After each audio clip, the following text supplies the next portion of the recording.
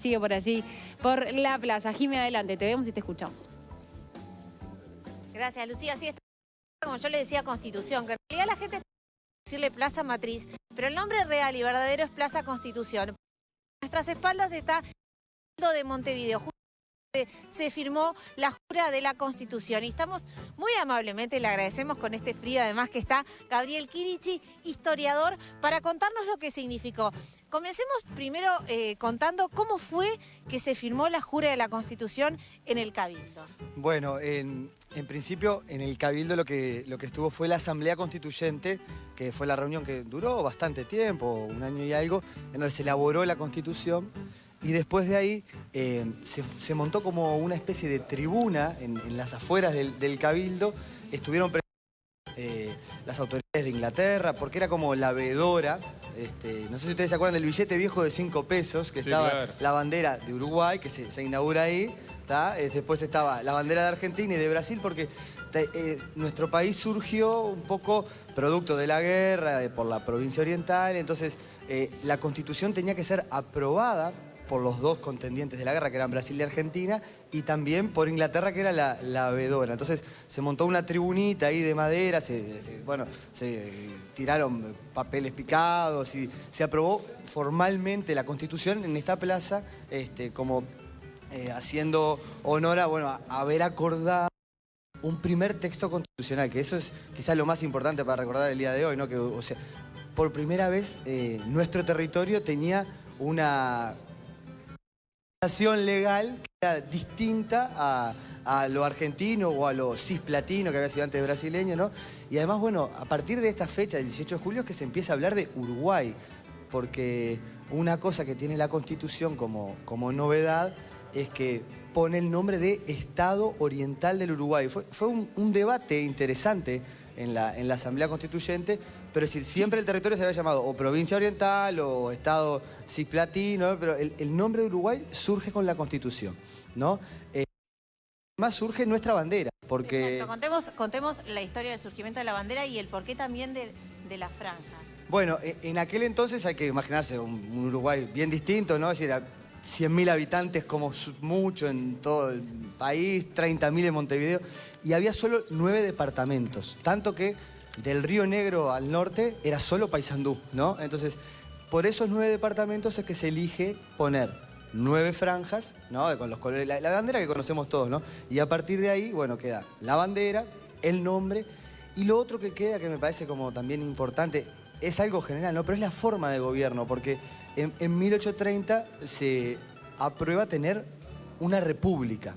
Es decir, no va a haber nobleza, no va a haber monarquía, se va a tratar de que la ciudadanía sea la que decida el gobierno, la división de poderes, el respeto a las principales libertades. Eso ya nace en 1830, es una, digamos, es una larga tradición uruguaya, muy positiva.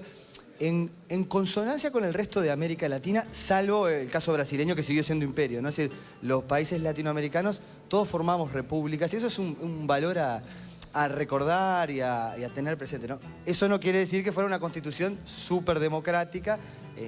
No hay que pedirle al pasado lo que el pasado no daba, es decir, tampoco había democracias en el sentido pleno. Quizá Estados Unidos, pero ojo, Estados Unidos tenía esclavitud, ¿viste? Entonces, pero la Constitución del 30 ya marca la república, la bandera, el nombre, y no le da la capacidad de votar a todos. Ese es digamos, el gran tema en cuestión, ¿no? Para ser ciudadano, es decir, había dos tipos de ciudadanía: la ciudadanía activa, entonces, bueno, los que podían votar, y la ciudadanía pasiva.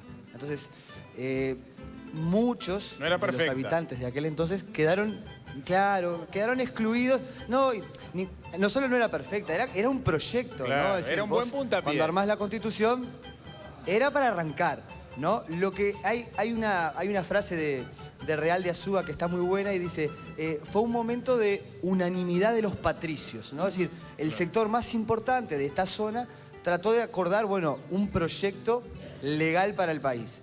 Pero en ese proyecto no participaban todos. Es decir, a la hora de, por ejemplo, de ser electo, había que tener una fortuna determinada. Y por ejemplo, para ser candidato a presidente, no solo fortuna, sino además tierras conocidas, es decir, y para votar bueno, había que saber leer y escribir, eso era una disposición bastante tradicional en todas las constituciones, incluso en la nuestra se suspendía hasta 1840, porque había mucha gente que por las guerras todo no había podido ir a la escuela, se esperaba que fueran, bueno, después no fueron porque no había muchas escuelas, pero es otro tema ese. Pero, por ejemplo, si eras soldado no podías votar, si eras jornalero no podías votar, Si eras mujer no podías votar. Claro, en el mundo... Claro, en el mundo no votaban las mujeres en aquella época, ¿no? Es decir, pero miremoslo con esa perspectiva. Se calcula que más o menos terminaron votando entre un 10 y un 5% de la población. ¿Tá? Es decir, era una constitución, como se dice, censitaria, excluyente, pero ya republicana, ¿no? Entonces, bueno, tenía cosas que son una matriz para el país y otras que después fueron evolucionando. Por ejemplo... Hablemos además, por ejemplo, que antes una gran diferencia con la Constitución de hoy, porque digamos también que nuestra Constitución, la que fue aprobada el 18 de julio de 1830, duró hasta 1919, fue, digamos, la más larga, pero a partir de ahí se han hecho distintas modificaciones en la Constitución. Y una de las diferencias que tiene con respecto a la Constitución de hoy es que en ese momento el Estado estaba vinculado constitucionalmente con la Iglesia. Bueno. Cosa que hoy es una gran diferencia porque hoy, si bien la Iglesia forma parte del Estado, no en la Constitución, digamos. Hoy en día el Estado es laico. Claro, bueno, enfrente tenemos la Iglesia Matriz, ¿no? Es decir, esta plaza resume un poco también la tradición, que ya viene eso más de lo español y del vínculo Iglesia-Estado, era una constitución confesional en cuanto al Estado, que si bien permitía la libertad religiosa, el Estado se declaraba católico, apostólico, romano, y eso recién va a cambiar en el siglo XX, a influjo de Valle de Ordóñez y de toda la movida también de los liberales y masones, que bueno, hicieron mucho por la secularización, ¿no? Pero con la historia, ¿no? Es la constitución que duró más tiempo en la historia, porque el siglo XX como 5 o 6 reformas constitucionales. Pero también duró mucho tiempo. El tema es, banco, pero sí, pero también no se la respetó tanto, ¿no? O sea, viste que hoy hablamos, no era perfecta. Barran dice una cosa de la Constitución que también me parece muy interesante. Y él dice, la Constitución era como una porcelana francesa estaba debajo de la pezuña de un toro cimarrón. O sea... Bien gráfico. Vos tenías un país armado a nivel jurídico con quizá las cuestiones del derecho en aquella época, ¿tá? Pero la realidad del país era una realidad que venía de las guerras civiles, de caudillos, doctores. Entonces ahí Gabriel, era muy difícil que todo se adaptara justamente a la Constitución. Entonces, por mucho tiempo, no respetarla también fue parte de la vida cotidiana del país porque era impracticable, ¿no? Gabriel, un ideal. Victoria te quiere preguntar. Sí. ¿Qué población había en ese entonces? Bueno, yo le decía, se calcula que, o sea, no había censos definitivos, pero unos 100.000 habitantes en todo el país, como mucho, Claro. y 30.000 en Montevideo. Era muy ¿no? poquito. Vos fijate... Claro, era muy poquito, pero tampoco, por ejemplo, Buenos Aires era muy poblada. Estamos hablando de un país que hasta 1860 ronda los 200.000, 250.000 habitantes. La gran inmigración es de fines del siglo XIX. Gabriel, Entonces, viniendo... claro, era un país. Sí. Viniendo para acá, ¿no? Porque hoy era una cosa que nos preocupa y lo decíamos, ¿no? Si vos tenés que... Porque yo tengo la percepción y capaz que me equivoco, ¿no? A nivel estudiantil, sobre todo primaria, secundaria también... ¿Qué tanto se ha ido perdiendo en el tiempo? Esto del conocimiento sobre las fechas, el respeto a ciertas tradiciones. ¿Crees que estamos en déficit en ese sentido? Bueno, es un tema re interesante, porque para mí hay una cosa, que las fechas y las tradiciones, sobre todo, son una cuestión en donde la responsabilidad es de las instituciones públicas, ¿no? La escuela, el liceo, las autoridades y los medios, ¿no? Porque la historiografía va por un camino paralelo que es estudiarlo, contextualizarlo, ¿no? Ponerle también una mirada crítica. Y yo creo que a veces la ritualización de las fechas la vuelve algo un poco aburrido. Entonces también yo no sé, pienso en mis hijos o bueno, en mis sobrinos, en la escuela, en el liceo, las fechas, los actos realmente qué significado tienen. Incluso son un poco mezclados, viste que José Rila dice una cosa que está muy buena, ¿no? Vos entrás a la escuela y primero está Varela, después llegan los 33, nace Artigas y ahora se juró la Constitución. Entonces queda un poco mezclado, ¿no? Es complejo eso. Yo creo que hay buenos intentos por contar la historia de una manera más dinámica y hacerla como que más llegadera. Y sí creo que sería interesante tratar de jugar con esa cosa, de que nuestras fechas, nuestros íconos históricos sean resignificados, pero de una manera Moderna, vital, dinámica, que la gente se los pueda apropiar, ¿no? Ahora esa Bueno, diferencia... te agradecemos, Gabriel.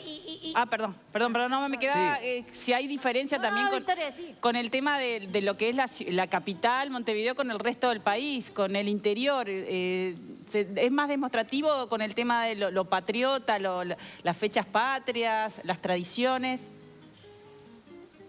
Bueno, viste que, claro, las fechas patrias tienen diferentes construcciones. Yo creo que, por ejemplo, una zona que es súper patriota es Tacuarembó, ¿no? Está en el centro del país y entonces hasta la fiesta de la patria gaucha, no solo por las fechas patrias en sí, sino... pero la rural del Prado está en Montevideo también, ¿no? Y se encuentran patriotas de todos lados, tradicionalistas. Pero lo que hay que tratar de buscar es tradiciones de cara al siglo XXI, ¿no? Yo insisto con esto de verlo de una forma dinámica, sin perder identidad, pero tampoco sin olvidar que somos parte de un contexto regional, que tenemos una cultura más amplia. Es decir, que la tradición no nos juegue en encerrarnos en un localismo. Quizás es el desafío más grande porque vos, digamos, somos parte de un mundo cosmopolita. Pero bueno, lo que hablábamos un poco en broma para todos los que quieran conocer quiénes fueron los autores. Porque tenemos un juego, si ustedes se quieren acercar justamente a la historia, que además lo podemos hasta proponer, porque nosotros tenemos Nomenclator, que es un juego que hablamos sobre el tema de las calles. Bueno, en Pocitos están los nombres de todos nuestros constituyentes, claro. los que formaron esa... vamos. Todos no, hay dos que no. Hay dos que están. Hay uno en el Prado, bueno. Y otro más digamos, lejos, más lindo. Sí, pero la mayoría, digamos, están en Pocitos. ¿Por qué? Porque está Gabriel Pereira. Bueno, Yauri, ¿no? Jaime Sudáñez, Cavia, Echevarría Arza. Si empiezan a mirar los nombres de los constituyentes, casi todos están en Pocitos, Villaviarris, están ahí. Ahora, ¿cuáles son los dos que no están en Pocitos y Villaviarris? Esa es la pregunta. No, Suárez y decíamos... Y Sayago. Y Sayago. Pero bueno, la idea es que si quieren se pueden acercar, recorrer las calles de Pocitos y buscar justamente la historia. ¿Qué personaje fue Jaime Sudáñez? ¿Qué personaje fue Gabriel Pereira? ¿Qué personaje fue José Yauri? Y bueno, desde acá nos despedimos, queríamos un poco recordar la historia que forma parte de nosotros y hace a nuestra identidad. Grande, Jimé, un abrazo para Gracias. Gabriel. Buen aporte aquí en la mañana de la tele. A propósito de esta fecha...